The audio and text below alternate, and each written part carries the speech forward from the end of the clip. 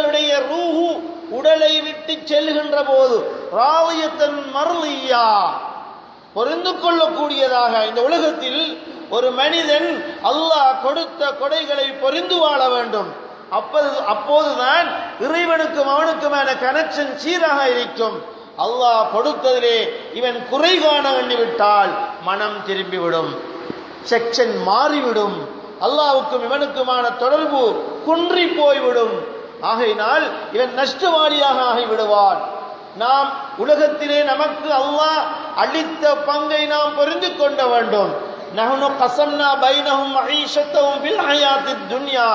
அல்லாஹ் சொல்லுகிறான், நாங்கள் இவ்வுலக வாழ்வில் மனிதனுக்கு பிரித்து பங்கு போட்டு கொடுத்திருக்கிறோம்.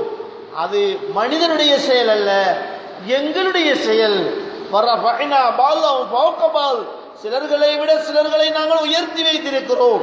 ரிஸ்கி, உணவு விவகாரத்திலே உணவென்கின்ற போது உடை, வாகனம், இருப்பிடம், ஏனைய இன்னொரு என்ன வாழ்வாதாரத்தை குறிப்பிட முடியும்.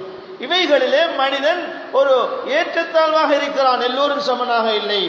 ஒவ்வொருவருடைய நிலைமைகளையும் அறிந்து கொள்வதற்காக அல்லாஹு தஆலா அவனுடைய கற்பனை, அவனுடைய திட்டம் சரியானது. எல்லோரும் செல்வந்தர்களாக இருந்தால் பணி செய்வதற்கு ஆள் இல்லாமல் போய்விடும். எல்லோரும் ஏழைகளாக இருந்தால் உலக விவகாரம் ஸ்தம்பித நிலைக்கு மாறிவிடும். ஆகவேதான் அல்லாஹ்வுடைய சுன்னா ஒரு வழிமுறை பலதரப்பட்டவர்களாக உலகத்திலே ஆக்கி வைத்திருப்பது.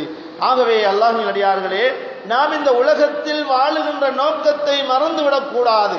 நாபிலீங்களாக நாம் வாழக்கூடாது, மறதிகேடர்களாக வாழக்கூடாது, எதுவும் தெரியாதவர்கள் என்று நாம் நினைக்க கூடாது.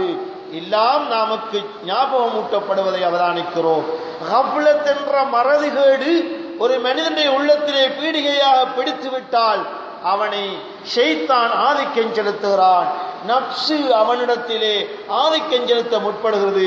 துனியாவுடைய கவர்ச்சியிலே மூழ்கி அவன் வெறும் நடைப்பினமாக வாழுகின்ற ஒரு நிலைமையாக மாறிவிடும். அல்லாஹ் பாதுகாக்க வேண்டும்.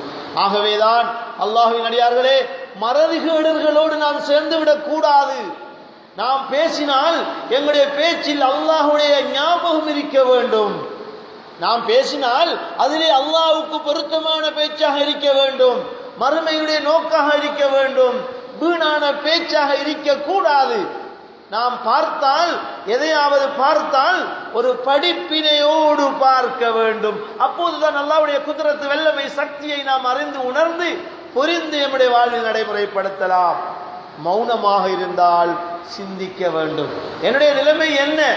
நான் எங்கே வாழ்ந்து கொண்டிருக்கிறேன்? நான் எங்கிருந்து வந்தேன்? எங்கே போக இருக்கிறேன்? எனக்கு தரப்பட்ட டியூட்டி என்ன? அதை நான் சரியான முறையில் நிறைவேற்றுகின்றேனா? உலக விவகாரத்தில் சரியான முறையில் நான் நிறைவேற்றுகின்றேனா? மறுமைக்காக தேடிய விடயத்தில் நான் சரியான முறையில் தேட்டத்தில் இருக்கின்றேனா என்கின்ற விடயங்களை நாம் எங்களுக்குள்ளே சிந்தனையாக எடுத்துக்கொள்ள வேண்டும். இது அல்லாமல் இருப்பவர்களை புதூலி, வெறும் வீணன் என்று தான் சொல்ல வேண்டும். அவன் உதவக்கரியாகத்தான் உலகத்திலே வாழ்ந்து கொண்டிருக்கிறான்.